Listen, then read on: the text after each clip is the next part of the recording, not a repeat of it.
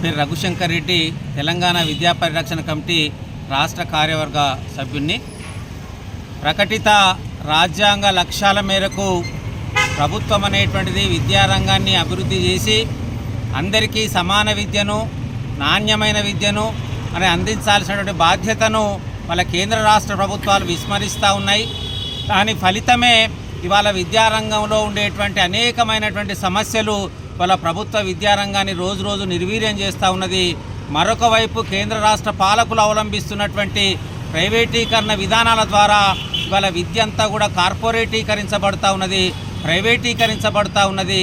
దాని ఫలితంగా పేద వర్గాల బిడ్డలంతా కూడా ఇవాళ చదువుకు దూరం అవుతున్నటువంటి సందర్భంలో ఇవాళ తెలంగాణ విద్యా పరిరక్షణ కమిటీ ఆధ్వర్యంలో రాష్ట్రంలో ఉండబడేటువంటి 33 జిల్లా కేంద్రాల లోపల వాళ్ళ విద్యారంగానికి ఇతోధికమైనటువంటి బడ్జెట్ కనీసంగా 20% మరి బడ్జెట్ను కేటాయించాలనేటువంటి డిమాండ్ తోటి జిల్లా కలెక్టరేట్ కార్యాలయాల ఎదుట నిరసన ప్రదర్శన చేపట్టడం అనేటువంటి జరుగుతూ ఉన్నది. ఇవాళ ప్రధానంగా ఇవాళ విద్యారంగంలో కనీసమైనటువంటి మౌలిక వసతులు లేకపోవడం, కనీసమైనటువంటి పద్ధతి లోపల విద్యార్థులకు సౌకర్యాలు లేకపోవడం, ప్రధానంగా ఇవాళ ఈ రాష్ట్రంలో సుమారుగా 7,000 ఏకోపాధ్యాయ పాఠశాలలు ఉండడం ద్వారా ఒకే ఉపాధ్యాయుడు 5 తరగతులకు ఒకే గదిలో విద్యాబోధన చేయడం ద్వారా ఇవాళ సమాజం యొక్క విశ్వసనీయతను కోల్పోయి, ప్రజల యొక్క నమ్మకాన్ని కోల్పోయి ఇవాళ ప్రభుత్వ పాఠశాలకు విద్యార్థులను పంపించకుండా ప్రైవేటు పాఠశాలకు పంపుతున్నటువంటి సందర్భం మనకు కనబడుతూ ఉన్నది. కాబట్టి ప్రభుత్వ విధానం లోపల మార్పు రావాల్సిన అవసరం కూడా ఉన్నది. ఈ ప్రభుత్వాలు అధికారంలోకి వచ్చే ముంగట తమ మేనిఫెస్టోలలో ఏ రకమైనటువంటి హామీలు వాగ్దానాలు ఇచ్చి ఉన్నారో అవన్నిటి కూడా నెరవేర్చాలని చెప్పేసి మేము ప్రభుత్వాన్ని డిమాండ్ చేస్తూ ఉన్నాం. వాళ్ళ మరొక వైపు కేంద్ర ప్రభుత్వం విద్యారంగాన్ని వాళ్ళ కేంద్రీకరిస్తూ ఉన్నది, విద్యారంగాన్ని కాషాయీకరిస్తూ ఉన్నది, విద్యారంగాన్ని ప్రైవేటీకరిస్తూ ఉన్నది. ఇవన్నీ కూడా ప్రమాదకరమైనటువంటి ధోరణులు.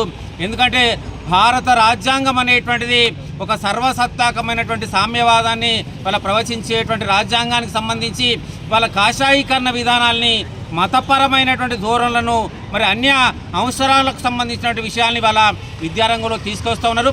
ప్రధానంగా నిన్న చూసినట్లయితే విశ్వవిద్యాలయాలకు సంబంధించి వైస్ ఛాన్సలర్స్ కానివ్వండి, ఇతర ఫ్యాకల్టీ కానీ నియామకానికి సంబంధించి వాళ్ళ గవర్నర్ ద్వారా కేంద్ర ప్రభుత్వమే అధికారాన్ని తీసుకునే విధానం కూడా దాని వల్ల నిరసిస్తూ ఉన్నాం.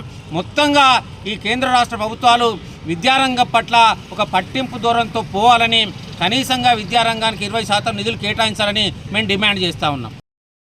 గత ప్రభుత్వం 10 సంవత్సరాలుగా విద్యారంగాన్ని పూర్తిగా నిర్వీర్యం చేసినటువంటి సందర్భంలో అధికారంలోకి వచ్చే ముందు ఈ ప్రభుత్వం హామీ పడ్డది, ఇవాళ ప్రభుత్వ విద్యారంగాన్ని మేము బలోపేతం చేస్తామని. కానీ చర్యలు అందుకు వ్యతిరేకంగా కనిపిస్తూ ఉన్నాయి. గత సంవత్సరం 7% మాత్రమే బడ్జెట్ కేటాయించింది.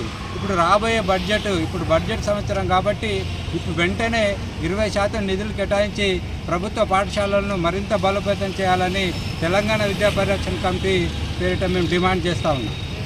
విద్యా పరిరక్షణ కమిటీ ఆధ్వర్యంలో నేడు కరీంనగర్ జిల్లా కలెక్టరేట్ ముందు రాష్ట్ర ప్రభుత్వము విద్యారంగానికి వెంటనే 20% నిధులు కేటాయించాలని డిమాండ్ చేస్తూ ఇవాళ పెద్ద ఎత్తున నిరసన కార్యక్రమాలు నిర్వహిస్తూ ఉన్నాం. ఈ ప్రభుత్వం పాలకులు అధికారంలోకి వచ్చే కంటే ముందు తమ మేనిఫెస్టోలో మేమే విద్యారంగానికి 15% నిధులు కేటాయిస్తామని నమ్మవలిగినటువంటి ప్రభుత్వం గత సంవత్సరం విద్యారంగానికి కేవలం 7.4% మాత్రమే నిధులు ఇచ్చి వారి యొక్క బాధ్యతలను దులుపుకున్నట్టుగా చాలా స్పష్టంగా అర్థమవుతా ఉన్నది. ఇవాళ మీరు పెట్టినటువంటి డిమాండ్నే ఇవాళ ఈ రాష్ట్ర ప్రభుత్వంలో ఉన్నటువంటి పాలకులు నెరవేర్చాలని తెలంగాణ విద్యా పరిరక్షణ కమిటీ ఆధ్వర్యంలో డిమాండ్ చేస్తూ ఉన్నాం. కోటారి కమిషన్ గారు విద్యారంగం అభివృద్ధి చెందాలన్నా, పేద బడుగు బలహీన వర్గాలకు నాణ్యమైన సమానమైనటువంటి విద్య అందాలంటే రాష్ట్ర ప్రభుత్వం కనీసం 30% నిధులను వారి యొక్క రాష్ట్ర బడ్జెట్లో విద్యారంగానికి కేటాయించాలని ఏదైతే 1964లో చేపట్టిందో ఆనాటి నుండి ఈనాటి వరకు ప్రభుత్వాలు మారినా, పాలకులు మారినా విద్యారంగాన్ని పేద పిల్లలు చదువుకునేటువంటి ఈ ప్రభుత్వ పాఠశాలల యొక్క కాపాడుకునేటువంటి విధానాన్ని పాలకులు పట్టించుకోవడం లేదు. ఇప్పటికైనా ఈ రాష్ట్ర ప్రభుత్వాన్ని డిమాండ్ చేస్తూ ఉన్నాం. కనీసం 20% నిధులను రాబోయేటువంటి బడ్జెట్లో విద్యారంగానికి కేటాయించాలని డిమాండ్ చేస్తూ ఉన్నాం. ఇవాళ విద్యార్థులందరికీ కనీసమైనటువంటి ఒక నాణ్యమైన భోజనం అందించలేదంటే కారణం అది కేవలము విద్యారంగంలో నిధులు స్వల్పంగా కేటాయించడమే. ఇవాళ కాంట్రాక్ట్ విద్యా విధానం నడుస్తూ ఉన్నది. ఇవాళ మొత్తం పాఠశాలల్లో అనేక రకాలైనటువంటి భౌతిక వసతుల లేమి ఉన్నది. ఇవాళ ఉపాధ్యాయుల కొరత ఉన్నది.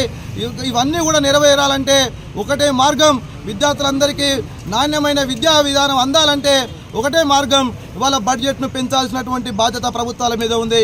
ఒకవేళ ఇప్పటికైనా రాష్ట్ర ప్రభుత్వం బడ్జెట్ పెంచినట్లయితే తెలంగాణ విద్యా పరిరక్షణ కమిటీ ఆధ్వర్యంలో ప్రజా అందరినీ కూడా కలుపుకొని పెద్ద ఎత్తున నిరసన కార్యక్రమాలు నిర్వహించడానికి తెలంగాణ విద్యా పరిరక్షణ కమిటీ సిద్ధంగా ఉన్నదని తెలియజేస్తా ఉన్నాం. నేను నన్నబోయిన తిరుపతి తెలంగాణ విద్యా పరిరక్షణ కమిటీ రాష్ట్ర నాయకుడిని.